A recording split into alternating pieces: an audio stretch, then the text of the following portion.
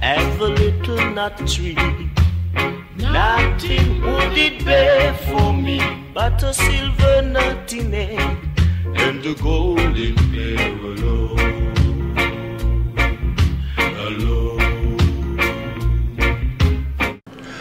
Britain has many impressive historic sweet chestnuts, like the one in Kew Gardens, or other specimens at Rydale, Auchinleck House, Elmdon Park, Worley Place, Carshalton Park, Ashcombe, Richmond upon Thames, at Carshalton Street, Croft Castle and Canford Magna. And if that was not enough for you, go to the pages of Flickr user Mountain Ash and overdose on photos of sweet chestnut trees. Even South Gloucestershire has its own famous sweet chestnut at Tortworth. And you can find plenty of photos of the Tortworth tree online. Now prepare yourself to see the Thornbury Sweet Chestnut. Oh my goodness. At the Images of Thornbury website, you can get an idea of how it used to look. So what happened? Well, according to a leaflet produced by South Gloucestershire Council, it was drastically pruned because it was diseased. The name of the disease is not mentioned. What could it be? Maybe sudden oak death, which has been attacking sweet chestnuts in the southwest of England since 2003. Or chestnut blight, which can kill the sweet chestnut and which wiped out chestnuts in the eastern part of the USA. Or is it ink disease, which is active in the UK? Or is it any of the other diseases affecting the sweet chestnut, like bark death, chestnut mosaic virus, root rot, leaf spot, oak mildew? Or is it something else, like salting or damage by grey squirrels? What on earth is it?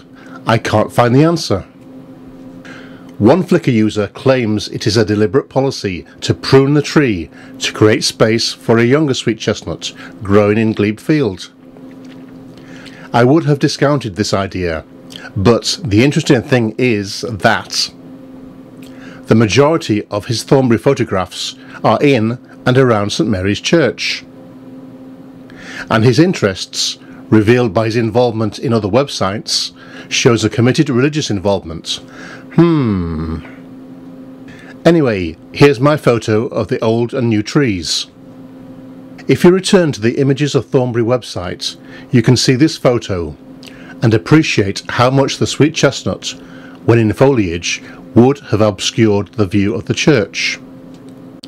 And the council strategy for this part of the Thornbury conservation area is to ensure that the views of the church tower are retained and protected. A large tree could hamper those views. Yet so could a relatively small one too. But look at the state of the old tree. There's loss of bark on the north side. Abrasion of the bark alongside the field. Damage to the bark on the south side. Let's not beat about the tree. It's passed on. This tree is no more. It has ceased to be. It's expired and gone to meet its maker. It's a stiff. Bereft of life, it rests in peace. And what's with the young tree? This dead part has now been removed. But the existence of the two sweet chestnut trees just raises questions for which I have no answer. If the young tree is a replacement, then why did that replacement take place before the old tree was removed? Why is the young tree in Glebe Field when the old tree is on the public highway? If the old tree is diseased, how sensible is it to have a young tree of the same species alongside it? I just don't know. But it does make me wonder, what is happening to the trees in Thornbury? I have a little nut tree. Nothing would it bear for me but a silver nut in it and the golden pear alone.